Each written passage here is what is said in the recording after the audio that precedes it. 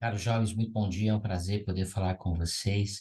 Me chamo Leonel Fernandes, sou um coordenador de seminário aqui em Curitiba. Como eu sempre digo, é fantástico, é incrível poder aprender com as Escrituras aquilo que o Senhor ensinou aos seus servos, os profetas, para que eles pudessem nos ensinar o caminho que leva a Cristo. Nossa aula hoje é Colossenses 1 e 2.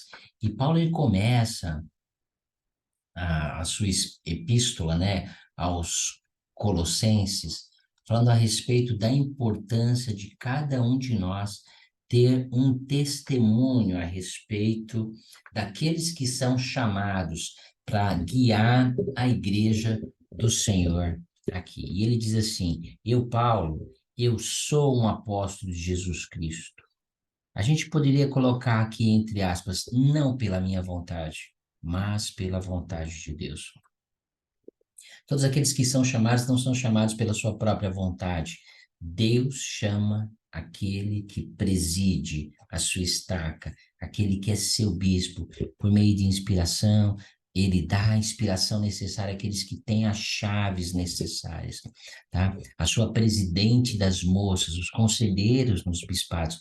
E quão importante é cada um de nós saber que eles foram chamados por Deus, assim como ensina lá em Hebreus, no capítulo 5, no versículo 4, e ele diz: Ninguém toma para si essa honra senão aquele que é chamado por Deus, assim como Arão. Ninguém toma essa honra de ser o bispo, a não ser que o bispo tenha sido chamado por Deus. Quão importante é nós sabermos isso para recebermos os conselhos que esses homens têm para nos dizer por meio daquilo que Deus tem revelado a eles. Então, minha primeira pergunta para que você possa responder lá no formulário como tenho um testemunho de que os líderes são chamados por Deus, ok? Então, Paulo, ele começa a epístola falando a respeito disso, mas o foco da epístola era só para dizer quem estava falando, né? Olha, quem está falando é um apóstolo, quem está falando é um dos profetas de Deus, né? Mas agora quem pode estar falando pode ser seu bispo, seu presidente de estaca, mas o que Paulo ele ensina no restante da epístola é que a redenção vem por meio de Cristo. E depois ele fala de muitas coisas que Cristo fez, de que Cristo é. Mas ele começa comparando, e é muito interessante, ele compara nós, tá, a ramos. E ele fala como nós podemos, assim como as árvores, enraizar e dar mais frutos. Como nós podemos ser mais frutíferos. Versículo 5 ele começa dizendo assim: pela esperança que você está reservada no céu. Existe a esperança que está reservada aqui na terra. Existe a esperança que está reservada no céu. A esperança da terra e a esperança do céu são a mesma. É Cristo nosso Senhor. E ele fala assim: olha, se você enraizar sobre a sua vida, na vida de Cristo, na rocha que é Cristo, essa esperança vai estar a mesma esperança reservada lá no céu, do qual já dantes ouviste pela palavra do verdadeiro evangelho. E aí ele começa falando: olha, o qual já chegou a vós, como também está em todo o mundo, e vai, e já vai frutificando como também entre vós. E ele diz: olha, a frutificação começa desde o dia em que ouvistes e conhecestes a graça de Deus em verdade. Desde aquele dia que eu e você aprendemos sobre fé, sobre arrependimento, sobre batismo, sobre seguir o Espírito Santo e sobre perseverar até o fim. Essa esperança que está reservada para mim e para você lá no céu depende de quanto eu der frutos aqui na terra. Quais os frutos que eu tenho dado? Como eu tenho cuidado da raiz? Como eu tenho fortalecido o meu testemunho? Como eu tenho fortalecido esta árvore? Versículo 10, ele continua com essa comparação. Ele diz assim: para que possais andar dignamente diante do Senhor. Quão difícil é andar 100% das vezes, né? Agradando a Deus em tudo. A única maneira é por meio de mudança, que é chamada também de arrependimento, frutificando em toda a boa obra. Então, Paulo, ele dá este exemplo maravilhoso de como eu e você podemos dar frutos e nos enraizar. E gostaria de utilizar um vídeo do Elder Anderson. Nesse vídeo do Elder Anderson, ele vai nos ensinar a respeito de como as raízes e os ramos, eles criam uma estrutura quando vem a tempestade e protege eles. E ele compara isso a cada um de nós, como podemos proteger também dos ventos e das tempestades. Deixa eu colocar o vídeo aqui, um minutinho só. Ok, vamos lá.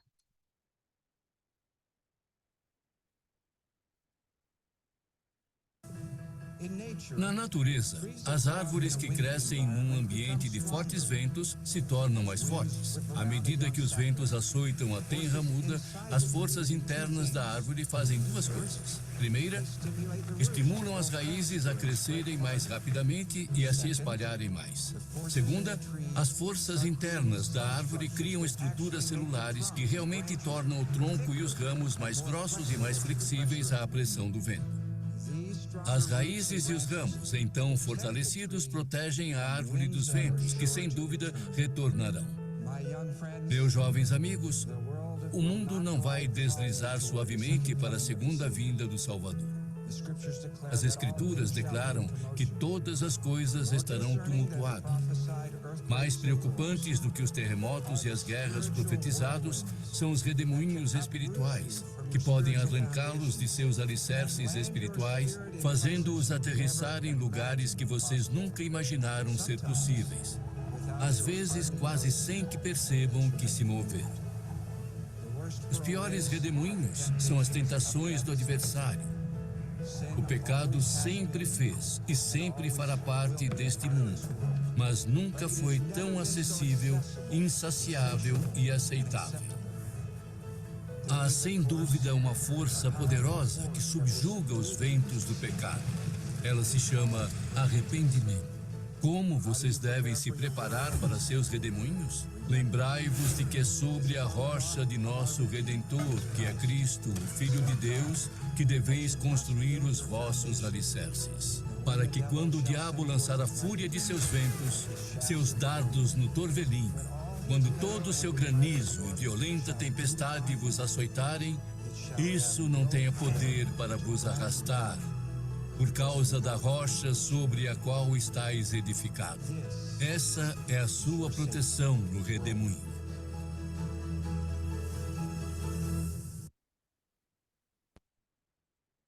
Com certeza é um grande alerta para cada um de nós. O mundo não vai deslizar suavemente para a segunda vinda.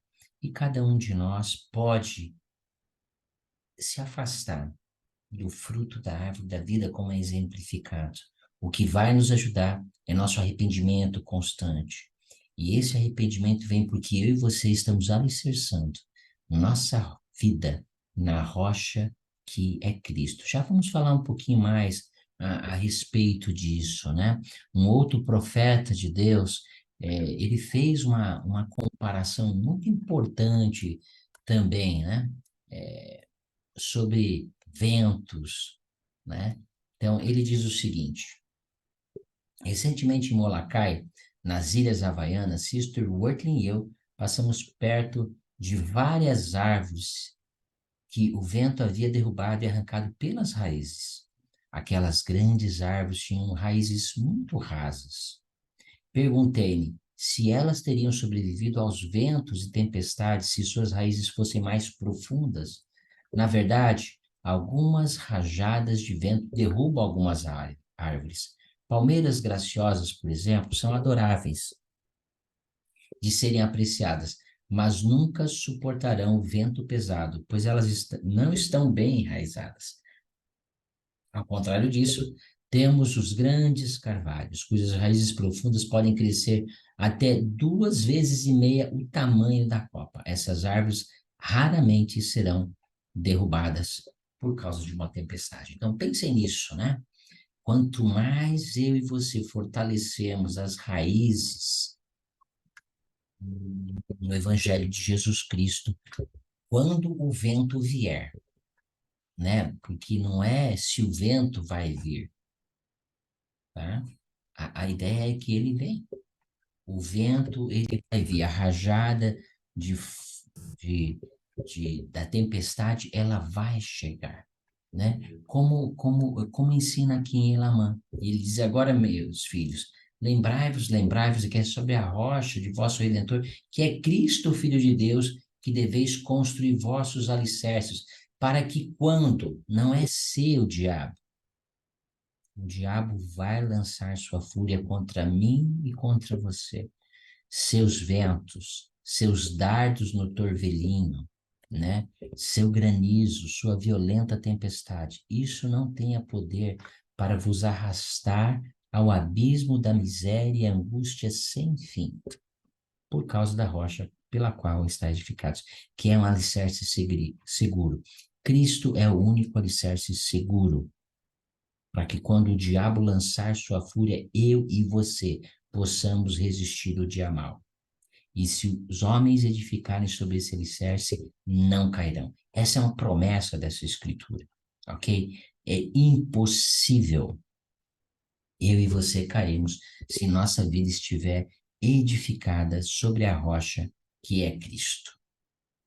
Tá? E é isso que o Elder Wortley estava falando, isso é o que o Elder Anderson estava falando, isso é a mesma coisa que aquele apóstolo maravilhoso, Paulo, ele estava dizendo, ele falou assim, olha, edifica a sua vida sobre a vida de Cristo, né? E ele começa a falar algumas coisas agora sobre essa vida de Cristo. Ele diz assim no versículo 12, dando graças ao Pai que nos fez idôneos para participar da herança dos santos na luz, o qual nos tirou do poder das trevas, o qual nos transportou para o seu reino por meio de seu Filho amado, do qual temos a redenção pelo seu sangue, a saber, a remissão dos pecados. No versículo 15, ele diz que Cristo é a imagem de Deus. No versículo 16, ele começa a falar sobre atributos, qualidades e dons do Salvador Jesus Cristo. Ele falou assim, olha, a terra foi criada por ele, as coisas visíveis, as coisas invisíveis, sejam tronos, domínios, sejam principados, sejam poderes, todas as coisas foram criadas por ele e para ele. E ele antes que todas as coisas, e todas as coisas subsistem por ele. Ele é a cabeça do corpo da igreja, é o princípio, é o primogênito dentre os mortos, para que entre todos tenha a proeminência, porque foi do agrado de Deus que toda a plenitude de todas as coisas habitasse em Cristo, e que, havendo por ele feito a paz pelo sangue da sua cruz, por ele reconciliar-se consigo mesmo todas as coisas, tanto as coisas que estão na terra, quanto as coisas que estão no céu. A vós também, que dantes eres estranhos, inimigo no entendimento, em obras más, agora, todavia, vos reconciliou no corpo da sua carne, pela morte, para perante si vos apresentar santos, irrepreensíveis e inculpáveis. Tudo aquilo que Cristo fez está resumido, talvez, né? Por quê? No versículo 22. No corpo da sua carne, pela morte, para perante si vos apresentar santos, para que eu e você pudéssemos nos apresentar santos, irrepreensíveis e inculpáveis perante Deus. Este é o dom do arrependimento. Se eu e você usufruirmos desse dom maravilhoso que é o arrependimento. A segunda pergunta que eu gostaria que você respondesse agora é: descreva em algumas linhas quem é o Salvador para você. Essa é a nossa segunda pergunta, ok? Então, gostaria de agora ver um outro pequeno vídeo de alguém que edificou sua vida sobre a rocha que é Cristo, tá? E quando veio a tempestade, o granizo, ele pôde subsistir. Esse é o exemplo do filho do Elderland, que é o presidente dos rapazes atualmente. Ele conta algumas coisas da vida dele, né, do filho, e como isso fez com que o Elderland, sua esposa, né, eles edificassem mais sua vida sobre a rocha que é Cristo. E fala também sobre aquele jovem que tomou a decisão de edificar sua vida sobre a rocha que é o Salvador, Jesus Cristo. Mas o que ele pede é inspirador. Há alguns anos, nossa família passou por um desafio que muitas famílias enfrentam neste mundo decaído. Nosso filho caçula Tanner Christian Land foi diagnosticado com câncer. Ele tinha uma alma extraordinária, como as crianças de 9 anos tendem a ter. Era divertidamente travesso e, ao mesmo tempo, fabulosamente sensível espiritualmente. Arteiro e anjinho, travesso e bonzinho. Quando era pequeno e nos surpreendia todos os dias com suas traquinagens, nós nos perguntávamos se ao crescer ele seria um profeta ou um assaltante de bancos. De qualquer modo, parecia que ele iria deixar sua marca no mundo. Então, ele ficou terrivelmente doente. Nos 3 anos seguintes, a medicina moderna empregou procedimentos heróicos, incluindo 2 transplantes de medula óssea, durante os quais ele contraiu pneumonia, exigindo que ele passasse 10 semanas inconsciente usando um respirador. De modo milagroso, ele se recuperou por um curto período, mas seu câncer retornou. Pouco antes de falecer, a doença do Tanner tinha invadido os ossos e mesmo tomando medicação forte, ele ainda sentia muita dor. Ele mal conseguia sair da cama. Mas, certa manhã de domingo, sua mãe, Kellen, entrou no quarto dele para ver como ele estava antes que a família fosse para a igreja. Ela ficou surpresa ao ver que ele conseguira se vestir e estava sentado na beira da cama, lutando dolorosamente para abotoar a camisa. Kellen se sentou ao lado dele. Tanner, ela perguntou, tem certeza que está se sentindo forte para ir à igreja? Talvez seja melhor ficar em casa e descansar hoje. Ele olhou para o chão. Ele era um diácono, ele tinha um quórum e ele tinha uma designação. É minha vez de distribuir o sacramento hoje. Tenho certeza de que alguém pode distribuir por você. Sim, ele disse, mas vejo como as pessoas me olham quando distribuo o sacramento. Acho que isso as ajuda. Kellen o ajudou a abotoar a camisa, a colocar a gravata e eles foram para a igreja. Claramente algo importante estava acontecendo. Cheguei na capela depois de uma reunião anterior e fiquei surpreso ao ver o Tanner sentado no banco dos diáconos. Kellen me contou baixinho por que ele estava ali e o que tinha dito. Isso ajuda as pessoas. Observei quando os diáconos se aproximaram da mesa do sacramento. Ele se apoiou levemente em outro diácono enquanto os sacerdotes lhe entregavam as bandejas com o pão. Andando com dificuldade, Tanner foi ao lugar designado e segurou a ponta do banco para se equilibrar enquanto entregava o sacramento. Parecia que todos os olhos estavam voltados para ele, tocados por seu esforço enquanto cumpria sua simples designação. De algum modo, Tanner expressou um silencioso sermão ao se mover solene e hesitante de fileira em fileira, sua cabeça careca molhada de suor, representando o Salvador da maneira que os diáconos fazem. Seu outrora invencível corpo de diácono estava um tanto ferido, sofrido e dilacerado, disposto a sofrer a fim de servir, oferecendo os emblemas da expiação do Salvador em nossa vida. Ver como ele passou a pensar sobre o que é ser um diácono nos fez pensar de maneira diferente também sobre os sacramentos, sobre o Salvador e sobre os diáconos, mestres e sacerdotes. Maravilho-me do milagre não proferido que o impeliu naquela manhã a atender tão corajosamente aquele chamado, manso e suave, para servir. E provação veio para os Land, né? Que grande provação. Talvez eles podiam se perguntar, mas por que isso aconteceu comigo? Eu guardo os mandamentos, eu faço todas as coisas certas, eu busco ser um exemplo do Salvador. É claro que eu não sou perfeito, né? Que grande fé para aquele jovem que tomou a decisão de enraizar sua vida sobre a vida, que é o Salvador, sobre a rocha, que é Cristo nosso Senhor. Todos nós temos que tomar essa decisão e cada vez que nos arrependemos e nos aproximamos mais, nós edificamos nossa vida na rocha que é o nosso Salvador Jesus Cristo. E da força e capacidade possamos terminar. Eu gostaria de ver uma citação do Elder Oaks. E ele diz o seguinte: devemos esforçar-nos para estar firmemente enraizados e edificados no Evangelho de Jesus Cristo. Podemos obter uma conversão por meio da oração. Pense nisso. Podemos obter essa conversão por meio da nossa comunicação, por meio do nosso relacionamento com o Senhor. Podemos aprender mais sobre Deus e seu Filho por meio da oração.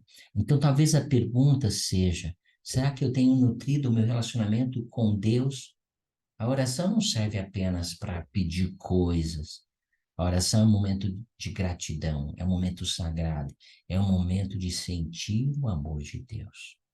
Saber que Ele nos ama, que Ele nos guia, de receber respostas às perguntas que nós temos. Ele continua dizendo, por meio do estudo, não da leitura, o estudo do Evangelho vai fazer com que o meu coração e minha mente se volte aos meus irmãos e ao Salvador Jesus Cristo. Com certeza o estudo das Escrituras vão ajudar eu a guardar o primeiro e o segundo mandamento. O primeiro mandamento é amar a Deus sobre todas as coisas. E o segundo, semelhante ao primeiro, é amar ao próximo como nós amamos a nós mesmos. Ele continua dizendo, pelo serviço e por participar assiduamente no sacramento, a fim de termos sempre conosco o seu Espírito. Devemos também procurar essa vigorosa mudança de coração descrita lá em Alma 5. Com certeza o capítulo de Alma 5 é um capítulo maravilhoso, onde podemos nos deleitar ao estudar e fazer as diversas perguntas que este capítulo ele nos dá. Vamos ver só o versículo 12 e 14. Ele diz o seguinte lá no versículo 12 e até o 14. E em virtude de sua fé verificou-se uma grande mudança em seu coração. A fé, esse dom que vem por meio da retidão, dado a todos nós, juntamente com as obras, vai fazer com que o nosso coração se mude. E eis que ele pregou a palavra a vossos pais, e em seus corações também se verificou uma grande transformação. E eles humilharam-se e depositaram sua confiança no Deus verdadeiro e vivo. E eis que foram fiéis até o fim, portanto, foram salvos. E agora eis que vos pergunto, meus irmãos da igreja, jovens da igreja, haveis nascido espiritualmente de Deus? Haveis recebido sua imagem em vosso semblante? Haveis experimentado essa poderosa mudança de coração? Que capítulo maravilhoso é a Alma 5. Essa é a minha sugestão também, para que nós possamos entender melhor aquilo que o Elder Oaks, o primeiro conselheiro na primeira presidência, está dizendo. Tá? Devemos procurar essa vigorosa mudança de coração que substitui os maus desejos e preocupações egoístas pelo amor a Deus e o desejo de servir a Ele e seus filhos. Última pergunta para terminar esta aula, tá? Enraizar nossa vida sobre a rocha que é Cristo. O que farei para estar melhor preparado para os dias de provação que estão por vir ou que virão? Eu sei que Cristo ele vive. Eu sei que os ventos e as tempestades eles vão vir a cada um de nós. O quanto resistiremos a isso, ou o quanto seremos levados para longe, depende de quanto nós despendemos tempo em edificar nossa vida sobre a rocha que é Cristo. Que Deus possa abençoar cada um de nós a edificar constantemente, diariamente, nossa vida na rocha que é Cristo. Um forte abraço a cada um de vocês e sucesso aí.